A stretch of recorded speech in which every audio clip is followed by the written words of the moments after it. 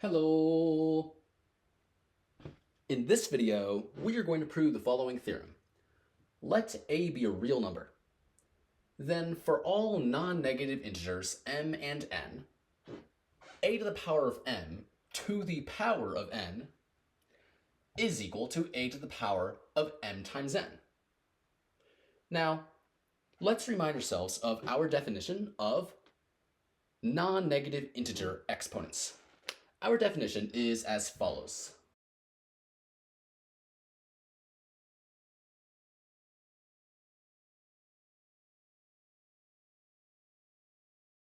Let a be a real number.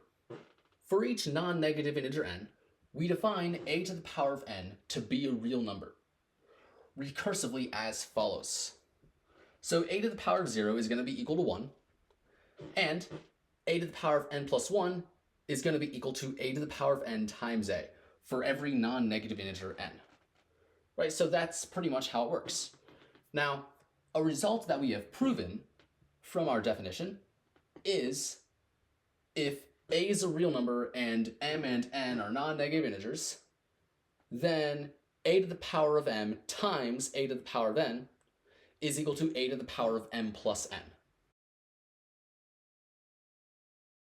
And so we're going to be using this result in order to prove this result. So let's get into proving this theorem. Now, the way we're going to prove this is we are going to first give ourselves an arbitrary non-negative integer m, and then we're going to proceed by induction on n to prove for all non-negative integers n, a to the power of m to the power of n is equal to a to the power of m times n.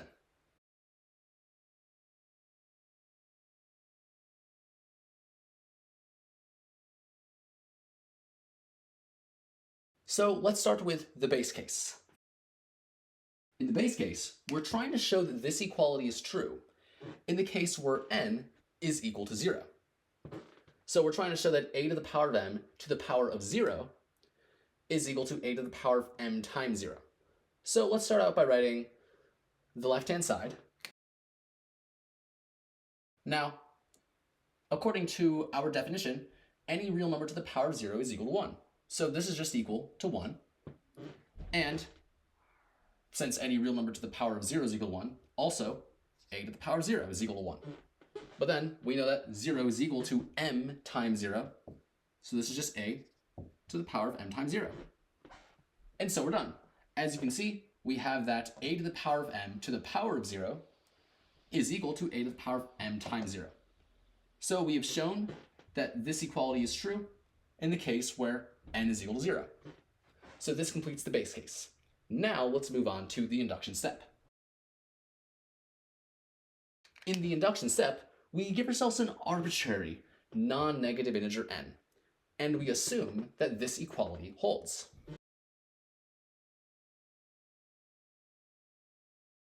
And the whole goal of the induction step is to show that this equality is also true for n plus 1.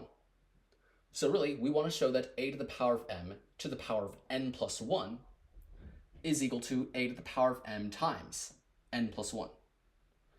So let's start out by writing the left-hand side, where we have n plus 1 here instead. So what can we do with this? Well, according to our definition, looking at the second part of our definition specifically, well, a to the power of m to the power of n plus 1 is just going to be equal to a to the power of m to the power of n times a to the power of n.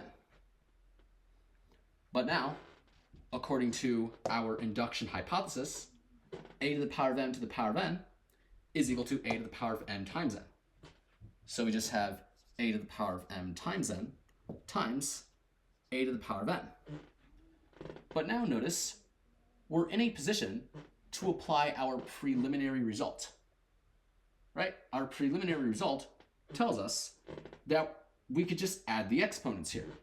This is just equal to a to the power of m times n plus n. But then we just factor out the m. We have a to the power of m times n plus 1. And so we're done. As you can see, through this chain of equalities, we have established a to the power of m to the power of n plus 1 is equal to a to the power of m times n plus 1. So we've established this equality where instead of n, we have n plus 1. And that was the whole goal of the induction step. So this completes the induction step. So, because we completed both the base case and the induction step, we can say that this closes the induction.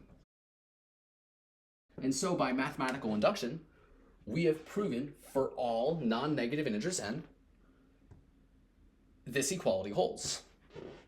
But we have proven this statement given an arbitrary non-negative integer m. So really, we have proven for all non-negative integers m and all non-negative integers n, this equality is true. And that is exactly what we wanted to prove. So this completes the proof. And so yeah, that's pretty much it for this video.